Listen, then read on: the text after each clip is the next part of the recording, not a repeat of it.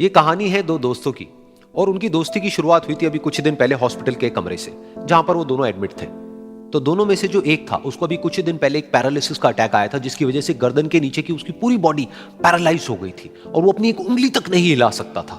और पूरे दिन जो भी नर्स उसके पास में आती वो उसको एक ही बात कहता कि मुझे कोई ऐसा इंजेक्शन दे दो जिससे कि मैं मर जाऊं, अब मैं और जीना नहीं चाहता, ऐसी जिंदगी का मैं क्या करूं। तो उसका जो दोस्त था उस कमरे में, क्योंकि वो चल फिर सकता था, तो रोज सुबह और रोज शाम को उस कमरे में एक खिड़की थी, उसके पास में जाकर के खड़ा हो जाता और अपने दोस्त को बताता कि उस खिड़की के बाहर क्या चल रहा है। बिल्कुल नीला आसमान है, सफेद बादल है, हल्की हल्की हवा चल रही है और कुछ पंछी उड़ रहे हैं। एक बहुत ही सुंदर बीच है जहां पर कुछ बच्चे मिट्टी के घरौंदे बना रहे हैं।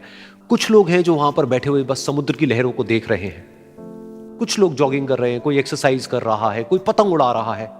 वहां पर एक आइसक्रीम की स्टॉल है जहां पर कुछ लोग आकर के आइसक्रीम खा रहे हैं। और सनसेट के टाइम पे जो पानी है वो पूरा गोल्डन हो जाता है और चमकने लगता है। तो शुरू में तो जब उसने वो सब बताना शुरू किया तो उसके दोस्त के ऊपर ज्यादा असर नहीं हुआ, लेकिन धीरे धीरे उसके अंदर जीने की चाह जागने लगी। अब वो सुबह का इंतजार करने लगा कि जल्दी से सुबह हो और मेरा दोस्त मुझे बताए कि आज यहां पर क्या हो रहा है। कुछ दिन तक ऐसे ही चलता रहा। फिर एक दिन जब वो सुबह उठा तो उसने देखा कि सामने वाला बेड खाली है। फिर उसने नर्स को बुलाया और उससे पूछा कि क्या वो डिस्चार्ज हो गया है। तो नर्स ने कहा कि आपको तो उन्होंने बताया होगा, उनके पास कुछ ही दिन बाकी थे और कल रात को ही उनकी डेथ हो गई है। ये सुन करके उसके अंदर की उम्मीद पूरी तरह से टूट गई, क्योंकि सिर्फ उसका दोस्त ही था जिसने उसको बाहर की दुनिया से जोड़ा हुआ था, जिसकी वजह से वो जान पाता था कि बाहर क्या हो रहा है और ये दुनिया कितनी खूबसूरत है। तो कुछ दिन तक तो वो रोता रहा और उसने जीने की चाह छोड़ दी। लेकिन दूसरी ही तरफ से उसके अंदर कहीं ना कहीं एक नई चाह पैदा हुई कि काश मरने से पहले एक बार मैं खुद अपनी आंखों से देखूं इस खिड़की के बाहर कि ये दुनिया कैसी है। जैसे जैसे उसकी ये चाह बढ़ने लगी, उसको अपने अंदर एक अजीब सी एनर्जी महसूस होने लगी। और फिर एक दिन उसने अपनी पूरी ताकत लगा दी और किसी तरीके से वो बेड से नीचे गिरा और पकड़ पकड़ करके किसी तरह से उस खिड़की तक पहुंचा।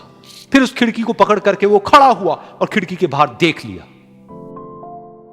लेकिन खिड़की के बाहर देखते ही वो गुस्से से भर गया। उसने जोर से नर्स को आवाज लगाई और जैसे ही नर्स आई उसने नर्स से पूछा, ये तुमने क्या किया, ये खिड़की के बाहर काली दीवार क्यों खड़ी कर दी। तो नर्स को समझ नहीं आया वो क्या बोल रहा है और वो बोली कि मुझे 5 साल हो गए हैं यहां पर, जब से मैं आई हूं तब से तो ये काली दीवार यहां पर है। तब जाकर के उसको समझ आया कि उसका वो दोस्त उससे झूठ बोल रहा था। और उसने नर्स से पूछा, अगर ये काली दीवार पिछले 5 साल से यहां पर है तो मेरे दोस्त ने मुझसे झूठ क्यों कहा। तो नर्स थोड़ा सा मुस्कुराई और बोली कि मैं ये तो नहीं जानती कि उन्होंने आपसे झूठ क्यों कहा, लेकिन मैं इतना जरूर जानती हूं कि जो भी कुछ उन्होंने आपसे कहा उसी वजह से आप अभी अपने पैरों पर खड़े हैं।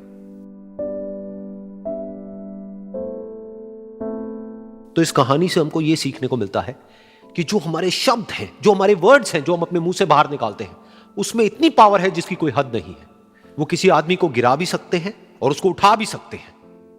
तो अब आपके ऊपर है कि आप अपनी इस पावर को यूज करते हो या मिस यूज करते हो।